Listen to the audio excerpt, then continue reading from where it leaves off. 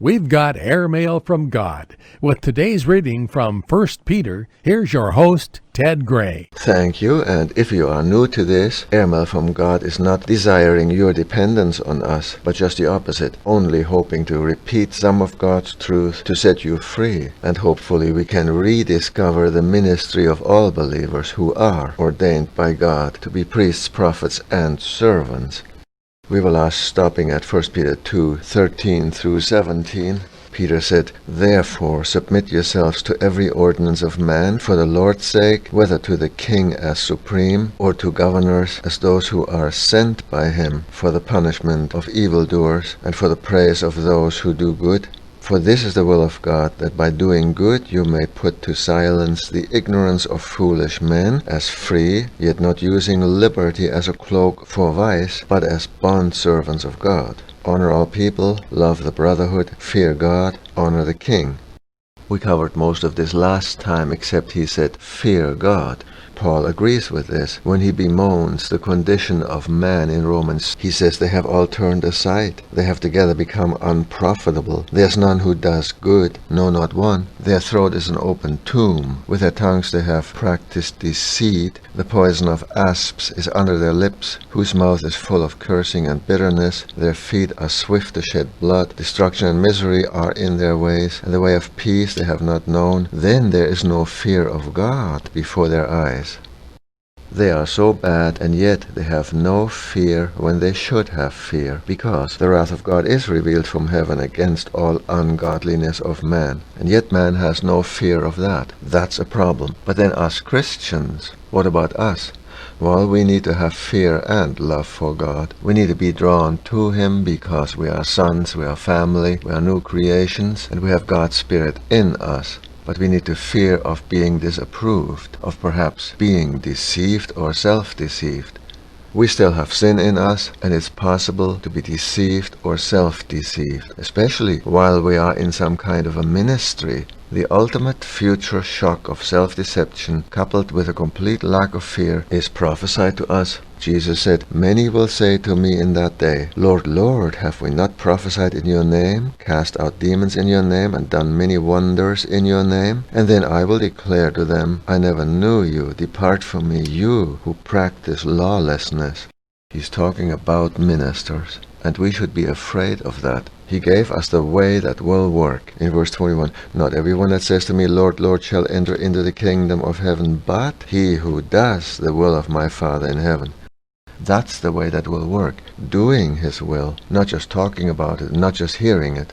Another thing that can work is, he said, "Therefore, since a promise remains of entering His rest, let us fear, lest any of us seem to have come short of it." And another thing that will work is, as he said, "Let us therefore be diligent to enter that rest, lest anyone fall according to the same example of disobedience." Even Jesus was prophesied to walk in the fear of God. Really?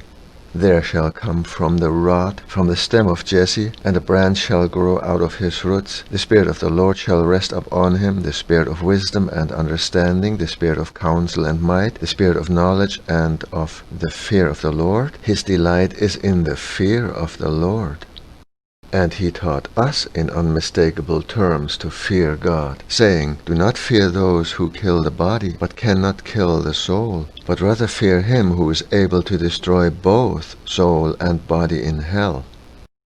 If we think that we are standing, then watch out. The security, the faith, the assurance, and the love that casts out fear is available to us. But even here, the devil is in the details. He will give us lying, deceptive, false information, like feelings. We just feel so right about something. Or he will give us a lack of feelings, which is a seared conscience. Satan will feed us information other than clear scripture, which is dangerous to rely on.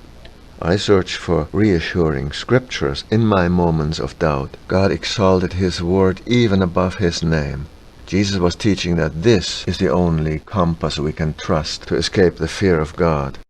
"Whosoever hears these sayings of mine and does them, I will liken him unto a wise man," in Matthew 7. And he says this wisdom will work on Judgment Day. What does the Bible say? And are we doing it?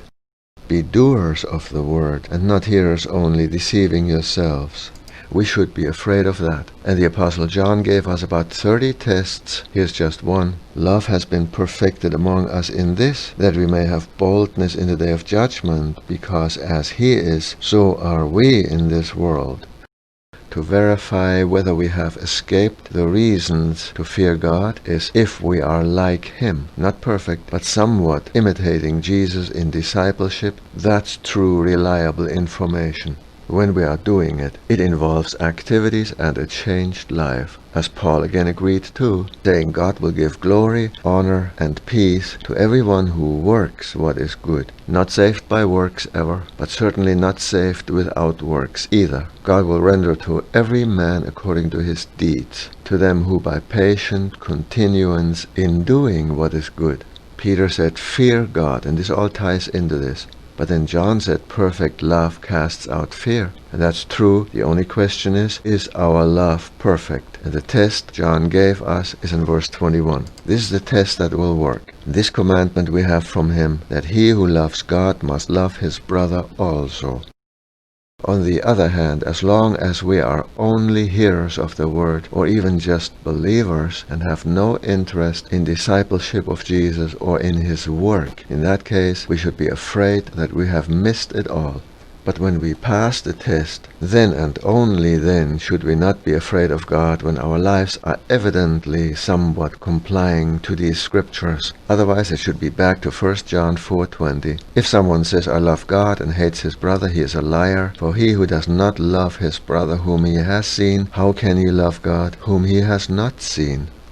So in that case, they all agree, fear God, because the fear of God is the beginning of wisdom. And that wisdom will make a person wise unto salvation, and then wise unto obeying and serving the Lord. Then Peter continues this general theme of making a good impression for God in this world by doing good works and obeying the government when he talks to slaves. They may have thought that God gave them nothing to give back to God. They had no money, no time of their own, no human rights, not even the shirt on their backs. But they can serve God. Here's how. Servants or slaves, be submissive to your masters with all fear, not only to the good and gentle, but also to the harsh. Wow. Be submissive too, just as Christians to their government, even to Nero. So your slaves, be submissive to your masters, even to the mean ones. The principle here is God gave everybody a way to obey, to please him, and to live for him. Even the slaves or the poorest people can live for God. And this is true today. This brings up the contrast. When we think that we need more money, or more wealth, or more youth, or more health to live for God, then we have bought into a humanistic philosophy. I wish I had been taught this when I was young, but I was wrongly taught that Christians should have as much money as possible. But that's contrary to sound doctrine. Jesus said, labor not for the meat which perisheth. And he said, do not lay up treasures on earth. And he said, sell what you have and give alms. And Peter said, gold and silver have I none. Paul said to be content with food and covering. And James says that their money will be a witness against them. And here he says, slaves who have nothing can live for God. Now that's ingenuity from heaven. But when we think that we need more money to have a better ministry, now we're into a worldly wind of doctrine. It's the love of money in the ministry, it's the philosophy of men. It's also robbing Peter to pay Paul when I think I need to do it all, whether it's in my local church or in my city or in my country. If I do most of it, then I'm robbing the others of their price, because God has ordained that every saved person is a priest, including the slave or the poor man. You are a chosen generation, a royal priesthood, a holy nation, his own special people, that you may proclaim the praises of him who called you out of darkness into his marvelous light. Even a slave is given a life whereby to please the Lord. We don't need more health, wealth, strength, or youth, certainly not more money, to please the Lord, as he said in 1 Corinthians 7. Were you called while a slave? Do not be concerned about it, but if you can be made free, rather use it. For he who is called in the Lord while a slave is the Lord's free man. Likewise, he who is called while free is Christ's slave. You are bought with a price. Do not become slaves of men. Brethren, let each one remain with God in that state in which he was called, in which he was saved.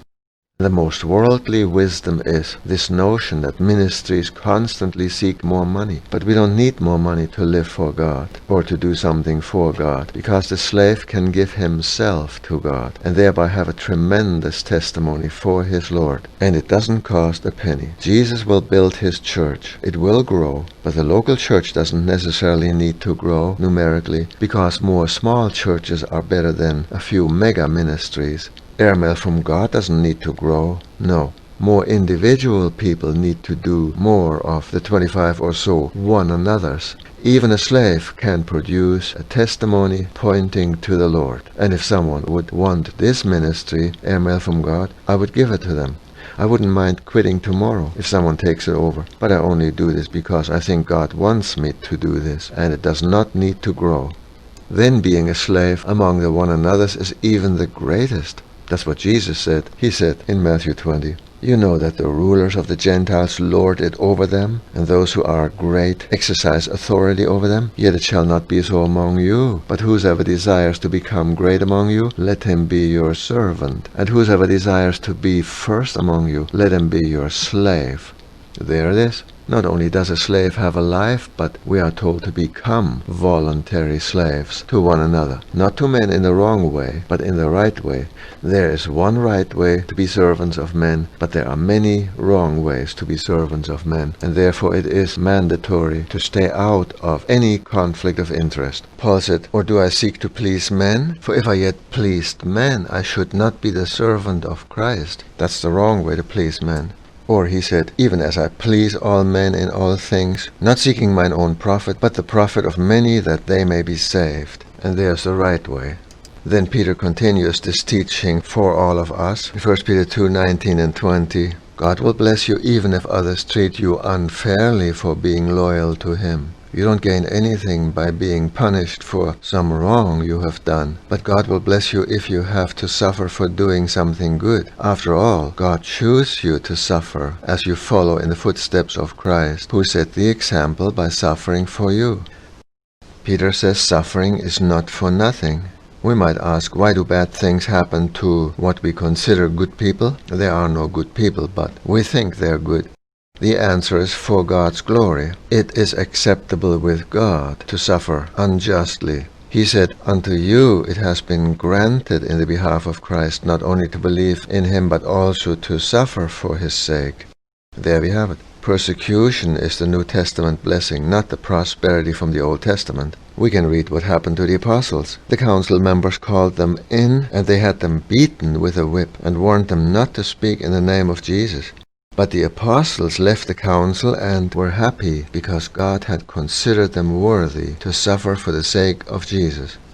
Then Peter compares the opposite to this, saying that there is no glory in getting penalized for our offenses. In other words, this is the normal Christian life because Jesus laid it down as an example for us to follow. He says Christ did not sin or ever tell a lie. Although he was abused, he never tried to get even. And when he suffered, he made no threats. Instead, he had faith in God who judges fairly. Christ carried the burden of our sins. He was nailed to the cross so that we would stop sinning and start living right. He says, "By his stripes you were healed. You had wandered away like sheep, but now you have returned to the one who is your shepherd and protector." Because Jesus did not come to take it easy and have a trouble-free, rich, painless life, therefore we have no right to it either. But we have a right to the peace of God, which passes all understanding, to keep your hearts and minds in Christ Jesus. Well, this is tape number 316. You can download it at our website, www.airmailfromgod.com. Grace and peace to every soul, and as the song goes, He is our peace.